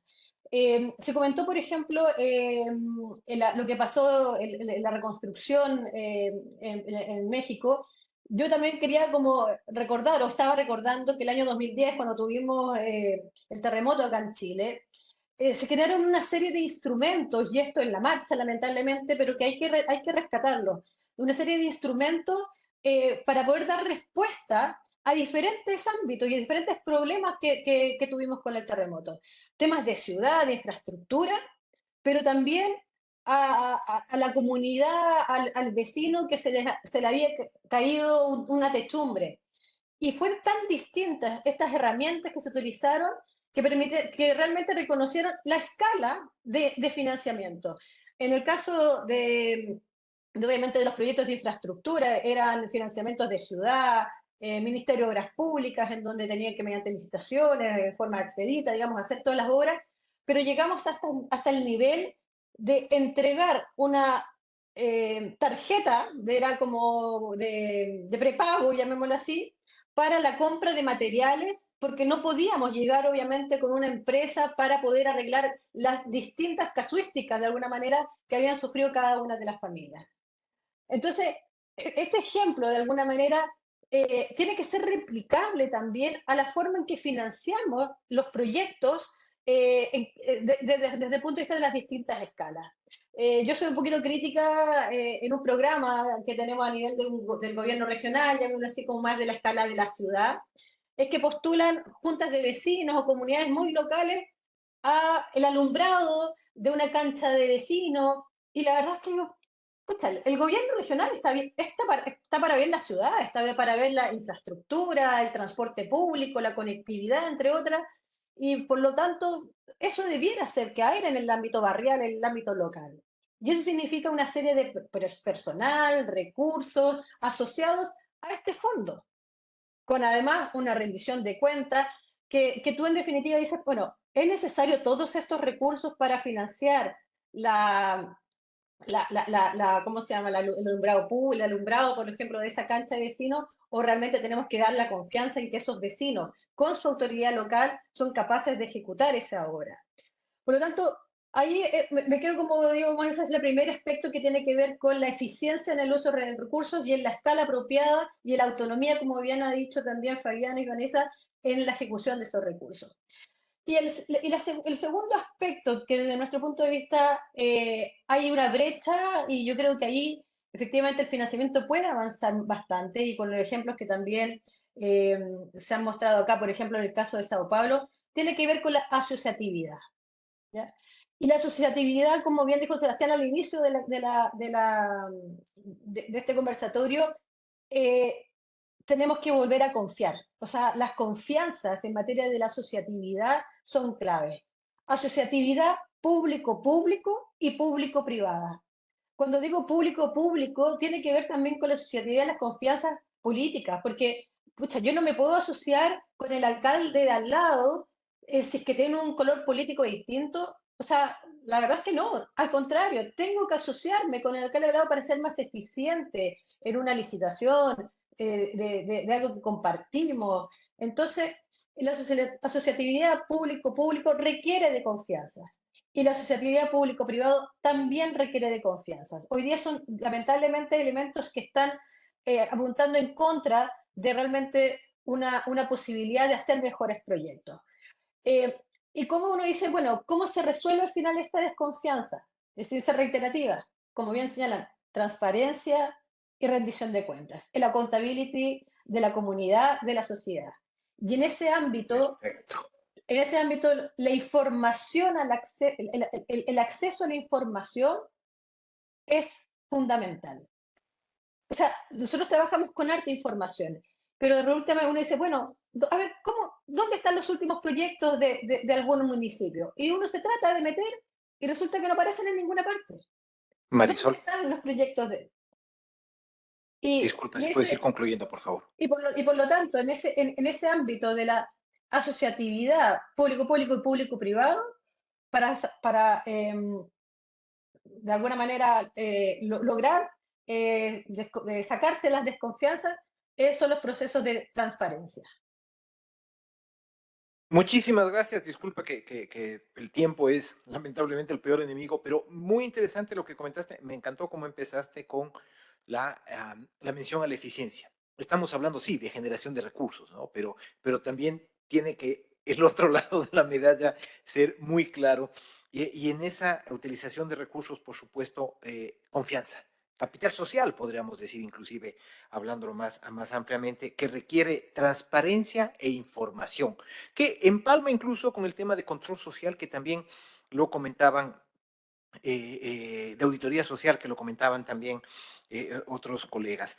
Quiero dar la palabra ahora también a Luis Ramón Valdés, quien es el director de ordenamiento del Ministerio de Economía, que tiene mucho la función precisamente de velar porque esos recursos siempre escasos sean utilizados de la mejor manera desde una función de planificación. Por favor, Ramón, adelante. Muchas gracias, Diego. Buenos días, buenas tardes, compañeros. Yo pienso que antes de responder la pregunta es necesario contextualizarnos en el caso de esta media isla que decimos que está en el trayecto del Sol y en la ruta de los huracanes. Entonces, es importante indicar que voy a contar un poco la experiencia que estamos desarrollando acá en el país en dos temas que nos parecen relevantes. Pero quiero contextualizarlo primero. República Dominicana es un país que ha crecido mucho en los últimos 50 años. Económicamente ha sido exponencial el crecimiento que ha tenido. Sin embargo, este crecimiento no siempre se refleja en la calidad de vida de la gente y en la calidad de vida de la gente en los territorios que están fuera de las grandes ciudades. Eso es un primer elemento. El segundo elemento que quiero señalar es que eso ha venido acompañado de un enorme proceso de urbanización y no siempre urbanización articulada a la planificación, sino más bien una gran proliferación de asentamientos informales. Otro elemento importante para indicar en este contexto es la enorme fractura que ha sufrido, administrativa, que ha sufrido el territorio en los últimos años. En los últimos 20 años ha sido increíble la cantidad de municipios y gobiernos locales que han surgido. Y en ese contexto es realmente complejo gestionar un territorio dada ese nivel de precariedad que nos genera el hecho de que la legislación dominicana no permite a los gobiernos locales gestionar impuestos y tasas que de alguna manera puedan colidir con los impuestos nacionales. Entonces eso genera un conflicto importante, ya que no existe impuesto predial, los impuestos asociados a los bienes inmobiliarios son cobrados por el gobierno central. Esto nos genera una enorme dependencia de las municipalidades del gobierno central a partir de las transferencias de recursos desde el gobierno central hacia los gobiernos locales.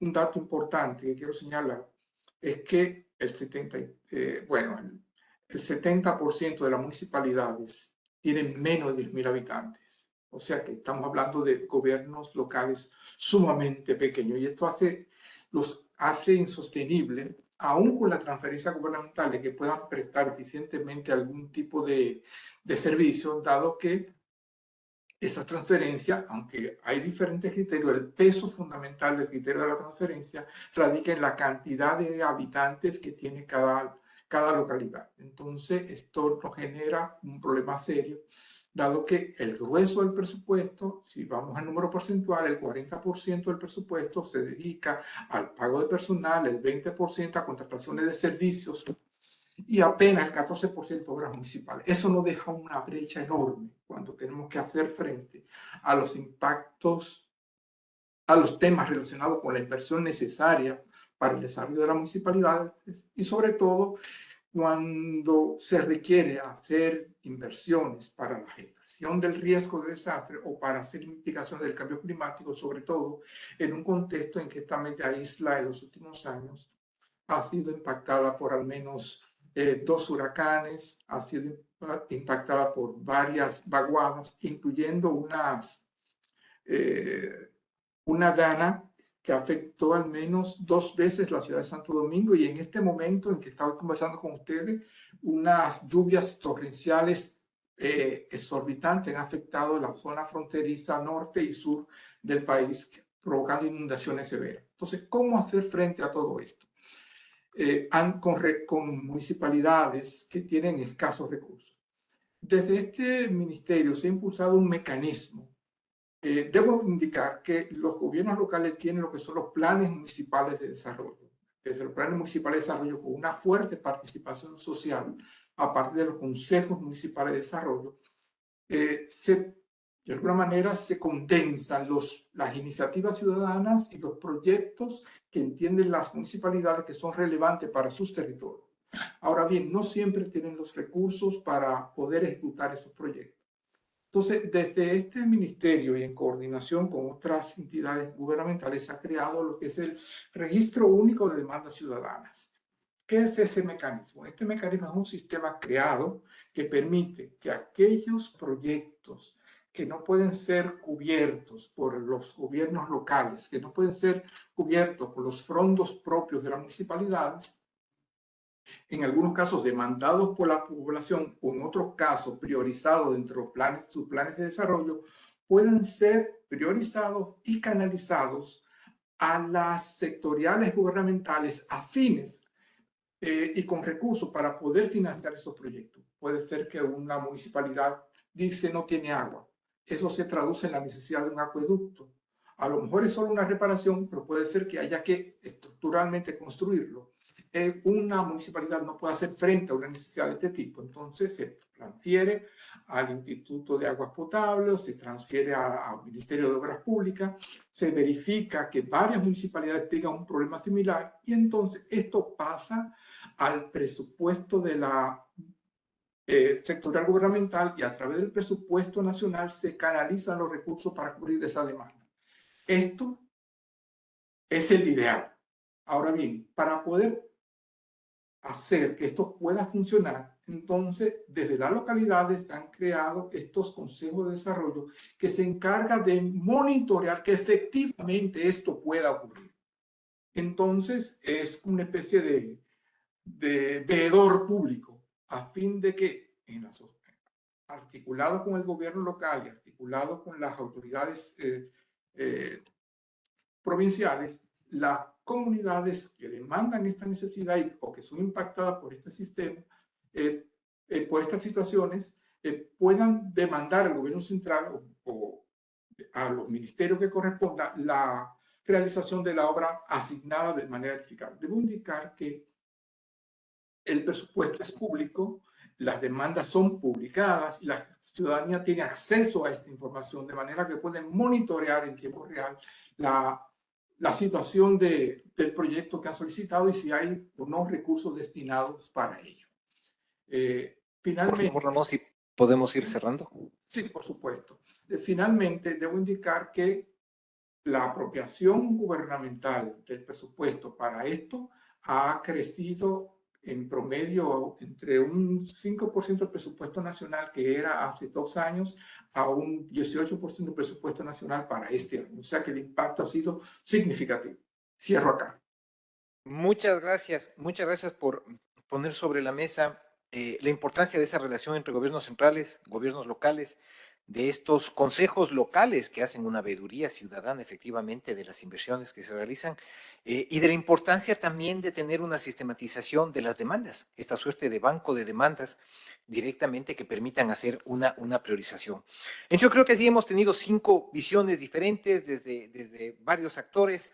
En la primera parte habíamos abordado también estos ejemplos, estos casos específicos sobre prácticas de cómo financiar la reconstrucción en caso de desastres en México, el financiamiento de la infraestructura de movilidad en Cuenca y la recuperación de áreas centrales en Sao Paulo. En definitiva, hemos tenido una presentación de perspectivas de casos de 8 países. Nos encantaría, por supuesto, que pudiésemos tener los 33 de la región, aquello siempre es una limitación, así como es una limitación el tiempo que siempre nos impone la necesidad de llegar, en este caso, a una conclusión y a un cierre de este conversatorio, para lo cual yo quiero dar la palabra a Íñigo Arbiol, quien es el director adjunto de la Secretaría de la Coalición Local 2030. Adelante, Íñigo, por favor. Bien, muchas gracias. ¿Me escuchan bien, verdad? Escuchamos bien. Sí, muy bien. Pues muchísimas gracias en nombre del Secretariado de la Coalición Local 2030 de Naciones Unidas. Un placer haberles escuchado. Lo primero, créanme, he tomado muchas notas sobre todos estos ejemplos de éxito que son una gran contribución a nuestro proyecto. Gracias a los compañeros y colegas de CEPAL por darnos la oportunidad a Sebastián al inicio y a mí ahora de decir estas palabras y un placer, como no, hacerlo en español, que es relativamente escaso en nuestro caso, ¿no? Las ocasiones que se dan.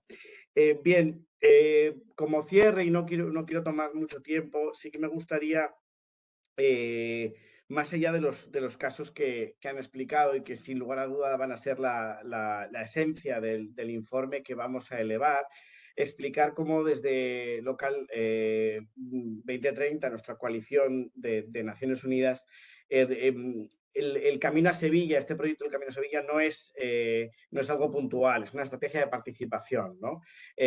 Porque lo que buscamos es construir de abajo arriba casos que tienen capacidad transformadora, que tienen demostrado éxito en una estrategia a futuro, ¿no? de toma de control de procesos.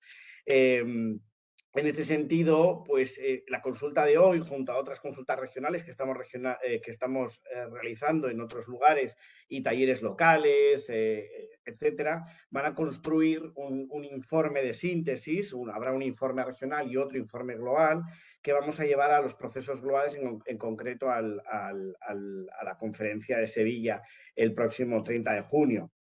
La idea que nosotros tenemos es que se sienten con estos talleres como el de hoy las bases de un proceso de seguimiento sistemático, ¿no? Que nos permita conectar las realidades locales donde ya se están haciendo cosas transformadoras con los procesos globales y no solamente un proceso casi unilateral que suele ser de arriba abajo, ¿no? Sino más bien lo que queremos construir es desde el territorio soluciones que funcionan, elevarlas al proceso global, nutrirlo y después volver al territorio con soluciones que en este caso concreto de este año particularmente tengan capacidad también de financiación de la localización de la agenda, ¿no?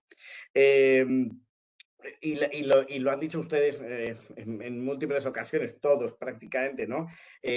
Con la idea de tener la base en una alianza de implementación multinivel y multiactor. Esto es fundamental para nosotros. En este caso, el informe de síntesis que vamos a llamar Camino a Sevilla y que presentaremos, vamos a compartirlo con los facilitadores de las negociaciones intergubernamentales, es decir, todo esto que nos han contado ustedes hoy y otros compañeros y colegas de otros países va a estar en el informe que vamos a compartir con los facilitadores de las negociaciones, los países que lideran la cumbre. Y también lo vamos a promocionar en el evento, el side event, que se va a realizar en Sevilla. Estas prácticas no son solamente para ser recogidas aquí y compartidas, que siempre es útil, sino tenemos toda la intención de llevarlas al más alto nivel. Y además, no solo esto, sino que queremos también que este proceso que decíamos antes de revisión sistémica también culmine en la COP30 y en la segunda cumbre mundial de desarrollo social. Porque estos son ejemplos de financiación, pero también son ejemplos de lucha contra el cambio climático, también son ejemplos de inclusión, también son ejemplos de otros muchos elementos clave de las transiciones con las que trabajamos en Naciones Unidas, ¿no? Esto, como ha mencionado Fabiana antes, la idea es incluir al trabajo que se hace al nivel de territorio, local, regional, como uno quiera llamarlo, ¿no? En los procesos de Naciones Unidas, y ese es nuestro cometido y nuestro objetivo fundamental. En el Pacto del Futuro, Fabiana lo dijo de forma algo crítica, pero cierta, fue escaso. Trataremos de que en este caso sea con mayor capacidad de llegada, pero también teniendo en cuenta que suceda lo que suceda en Sevilla es un proceso que no acaba en Sevilla, que quizás diría que es un hito y hay que estar y tenemos que tener esa influencia. Y déjenme terminar también conectando con una idea que es fundamental para nosotros, que es invertir, y lo han dicho Vanessa, lo ha dicho Tatiana, Marisol, lo dijeron todos prácticamente, Ramón creo que también lo mencionó, invertir en capacidad porque es la clave del éxito a largo plazo.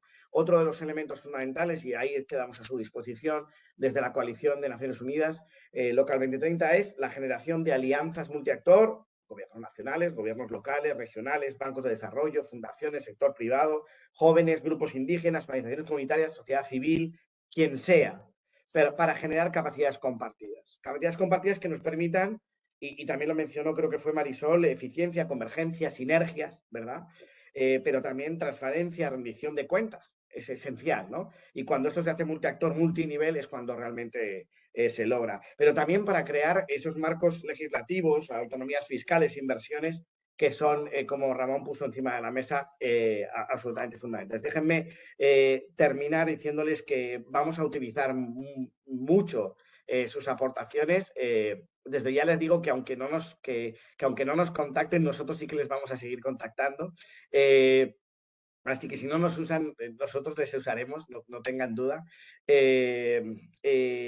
para el documento interinstitucional, para el informe de síntesis regional, para las reflexiones que están dando los talleres locales, para todas estas herramientas que para nosotros son clave para impulsar el cambio, para que Naciones Unidas no mire de arriba abajo, sino que mire también de abajo arriba y con un pensamiento sistémico y circular. Para nosotros es fundamental conectar, también lo dijo Lautaro, la arquitectura financiera global con las necesidades locales y con las realidades locales, ¿no? Y para eso necesitamos conocer las realidades y estar más cerca de donde se produce. No tomo más tiempo, perdón por extenderme quizás demasiado, pero era realmente muy interesante todo lo que han compartido y quería honrar en mis minutos sus participaciones. Muchísimas gracias de nuevo a los compañeros de la CEPAL, a Fiona y a los demás colegas por darnos este espacio, por generar el taller. Ha sido un auténtico lujo y seguimos trabajando e impulsando entre todos juntos. Muchísimas gracias. Muchas gracias, Íñigo, por tus palabras y evidentemente por levantar los diferentes puntos. Yo solamente, para concluir, me quedaría resaltar la importancia de este intercambio de experiencias. Es decir, es la verdad, estas 2 horas, por lo menos a nosotros que nos interesan tanto los temas, y me imagino que gran parte de todos ustedes nos pasan, la verdad, volando. El tiempo se nos quedó corto, tuvimos allí al inicio algunas dificultades técnicas por las cuales les pido disculpas, pero sin duda alguna que lo que queda es que avanzar hacia el desarrollo sostenible requiere recursos. Pero generar esos recursos e invertirlos de la mejor manera no es únicamente un problema técnico, financiero, económico. Es un problema social, es un problema institucional, es un problema en el cual están involucrados o estamos involucrados diferentes sectores de la sociedad, pero siempre teniendo en cuenta avanzando hacia mejorar el nivel de vida de las personas, hacia mejorar o avanzando hacia el desarrollo sostenible. Quiero agradecer, por supuesto, a mis colegas que han participado y que han trabajado en la organización y, por supuesto, a los colegas en Bilbao de la coalición 2030, a todos quienes participaron, muchísimas gracias. Vamos a colgar esta presentación, vamos a incluir estas presentaciones que nos parecieron muy buenas todas, les agradecemos, nos hubiese encantado seguir en la discusión, pero lamentablemente el tiempo siempre es corto, pero esto es un recurso que queda también para que pueda ser consultado, para que pueda ser también incorporado en muchas de las discusiones. Hubo varias preguntas también que se nos quedaron lamentablemente allí sin la posibilidad de los comentarios, pero siempre queda la oportunidad de seguir avanzando en este tema que nos convoca y que, insisto, es avanzar hacia el desarrollo. De parte nuestra, en Santiago, muchísimas gracias a todos y que tengan una muy buena tarde.